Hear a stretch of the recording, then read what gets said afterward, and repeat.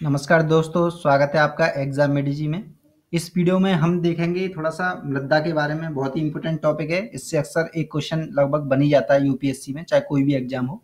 एक से दो क्वेश्चन तो उनके बारे में थोड़ा सा देखेंगे। तो सबसे पहले इम्पोर्टेंट चीज़ ये है कि मृदा के अंतर्गत जो है हम देखेंगे जलोढ़ मृदा को, काली मृदा को, पीली और लाल मृदा को और लेटराइट मृदा को, क्योंकि मैंने जितने भी क्वेश्चन देखे हैं लगभग इन्हीं से एक तरह से बने हैं। तो जैसा कि आप जानते हैं, भारत में कई प्रकार की मृदाएं पाई जाती हैं, जिसमें उत्तरी भारत के विशाल मैदान में जो है मृदा का निर्माण नदियों के निक्षेप क्रिया से हुआ है, और जिसमें क्या है कि ये मूल चट्टानों से इसका कोई संबंध नहीं है। जैसे मान के चलिए, उत्तर भारत में जो नदियां निकल के आई हैं और आसपास में यहाँ पर मान लीजिए चट्टान है कोई भी, तो उससे मतलब नहीं है। उससे जुड़ी हुई एक तरह से ये जो मृदा है वो नहीं है। ये क्या है, ऊपर से ढोके लाई गई, यानी चट्टानों के काट काट के लाई गई निक्षेप से एक तरह से बनी हुई मृदा है उत्तर भारत में। तो ये एक पॉइंट आपको याद में रखना है।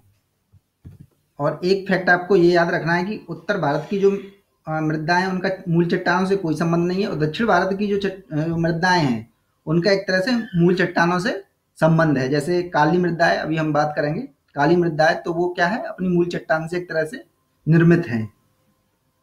तो अब बात कर लेते हैं थोड़ा सा जलोढ़ मृदा के बारे में। जो भी इम्पोर्टेंट चीजें हैं मैं आपको बता देता हूँ। जलोढ़ जलोढ़ मृदा को जो है डेल्टाई मृदा के नाम से भी जाना जाता है, और यह जो है असम घाटी, आप इम्पोर्टेंट इसे नोट करते हैं। असम घाटी, गुजरात, पश्चिमी तटीय मैदान, गंगा यमुना का मैदान, महानदी, कृष्णा कावेरी का डेल्टाई मैदान, जलोढ़ मिट्टी पाई जाती है इनमें। और भारत के 45% क्षेत्र पर यही मृदा पाई जाती है, जो कि सबसे ज़्यादा है। और इम्पोर्टेंट चीज़ एक ये है इसके बारे में, जलोढ़ मृदा के बारे में, इसमें पोटास की मात्रा जो है अधिक व फॉस्फोरस की मात्रा कम पाई जाती है। और गंगा के क्षेत्रों में रवेदार खादर और बांगर नामक मृदाएं पाई जाती हैं। आपको पता है खादर और बांगर जो है चीज़ें, वो मृदा के एक तरह से क्या है, ये रूप हैं जो कि नदियों के एक तरह से पूर्णावस्था को एक तरह से दर्शाते हैं। और जिसमें जो है खादर क्या है, नवजलोढ़ मृदा यानी नई बनी हुई है मृदा, और जो कि किसके कारण आती है, बाढ़ों के अस्तित्व के कारण आती है। तो ये ध्यान में रखना है इम्पोर्टेंट फैक्ट, कि खादर जो है नवजलोढ़ मृदा है और ये बाढ़ों के कारण अस्तित्व में आती है। अब देख लेते हैं, ये यही इम्पोर्टेंट पॉइंट हैं, इन्हें आप नोट कर लें। और काली मृदा के बारे में देख लेते हैं। इम्पोर्टेंट है ये काली मृदा, इसे रेगर के नाम से भी जाना जाता है, रेगर के नाम से। तो अक्सर क्वेश्चन आ जाता है कि काली मृदा किस मिट्टी को रेगर के नाम से जाना जाता है, तो आप जवाब दे देंगे काली मिट्टी को रेगर के नाम से जाना जाता है। देखिए, काली मिट्टी का जो निर्माण होता है वो ज्वालामुखी विस्फोट से हुआ है, और यह कपास की खेती के लिए बहुत ही उपयोगी है। जैसा कि आप जानते ही होंगे, कपास की खेती के लिए कौन सी उपयोगी है, काली मिट्टी। और इसका विस्तार जो है पश्चिमी एवं मध्यवर्ती जो प्रदेश है हमारे, जैसे मध्य प्रदेश हुआ, महाराष्ट्र हुआ, गुजरात हुआ, और गुजरात का जो दक्षिण पूर्वी जो क्षेत्र है वो के अधिकांश भाग में क्या होता है, तथा कर्नाटक के उत्तरी भाग में भी ये मृदा जो है, तमिलनाडु और आंध्र प्रदेश के पश्चिमी पश्चिमी उत्तरी भाग में भी ये पाई जाती है। और इम्पोर्टेंट फैक्ट ये है इसके बारे में, एक ये दूसरे नंबर पर ये सबसे ज़्यादा मृदा पाई जाने वाली है भारत के अंतर्गत। पहली कौन सी थी, जलोढ़, दूसरी 30% पाई जाती है ये पूरे भारत के अंतर्गत। और इसमें नमी को जो है काफ़ी देर तक बनाए रखने की जो है क्षमता है, और जिसके कारण इसमें सिंचाई की ज़्यादा ज़रूरत नहीं होती है। यह शुष्क ऋतु में क्या होती है, सूख जाने से इसमें जो है दरार पड़ जाती हैं, और बाद के समय में जैसे ही शुष्क ऋतु समाप्त होती है, उसकी दरारें जो है समाप्त हो जाती हैं खुद ब खुद। आपने ज़्यादातर जो चित्र देखे होंगे, जो किसानों के जो बैठे हुए चित्र एक तरह से हैं, जो आत्महत्या करते हुए दिखाए जाते हैं, तो आपने देखा होगा कि दरारें पड़ी होती हैं, तो वो काली मिट्टी ही होती है। और इसकी जो है उर्वरता जो है निम्न स्थानों पर जो है अधिक होती है। इसी कारण से ये कपास के लिए बहुत ही ज़्यादा एक तरह से इम्पोर्टेंट है। अब थोड़े से फैक्ट देख लेते हैं, इम्पोर्टेंट थे काली मिट्टी के बारे में बता दिए। अब देख लेते हैं लाल और पीली मिट्टी के कारण। थोड़ा सा इसका फॉर्मेशन देख लेते हैं। इनका जो निर्माण हुआ है वो पठारी प्रदेश के रूपांतरित चट्टानों में लोहे के विसरण से होता है।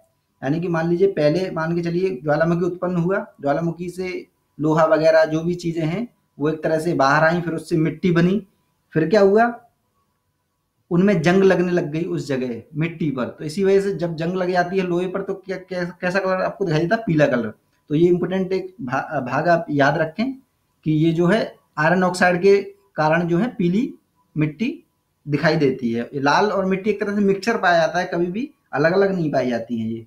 और यह मृदा जो है दक्षिणी पठार के पूर्वी भाग, अब इनके भाग थोड़ा सा देख लें। दक्षिणी पठार के पूर्वी भाग मैप पर देख लें थोड़ा सा, जिसमें छोटा नागपुर पठार आपको पता है, पूर्वी मध्य प्रदेश, उड़ीसा, आंध्र प्रदेश, तमिलनाडु एवं कर्नाटक के कुछ भाग तथा महाराष्ट्र को पूर्वी भाग जो जलयोजित होने के कारण यह पीली दिखाई देती है। जलयोजित होने के कारण पीली दिखाई देती है। लाल मृदा में अगर जल डाल देंगे आप तो क्या होगा?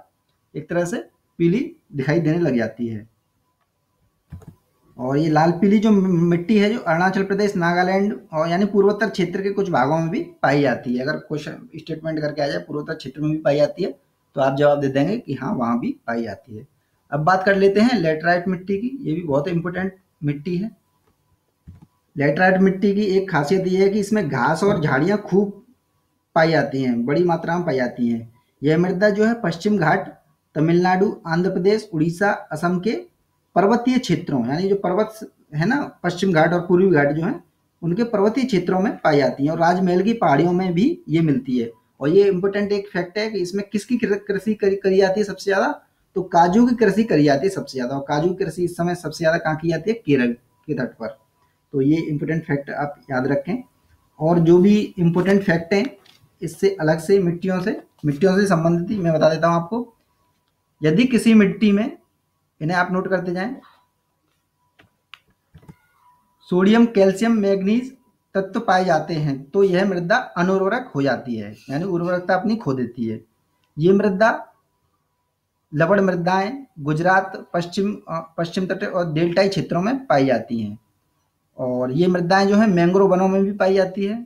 इस मृदा की लवणता समाप्त करने के लिए हरियाणा व पंजाब में जिप्सम डालने को कहा जाता है। यानी कि अगर किसी मृदा की हमें लवणता समाप्त करनी है तो उसके लिए क्या डालना चाहिए? जिप्सम डालना चाहिए। इस फैक्ट को आप याद रखना, जिप्सम का प्रयोग किया जाता है। दूसरा फैक्ट एक ये है, अधिक वर्षा तथा उच्च आर्द्रता वाले स्थानों पर पीठ में मृदा पाई जाती है।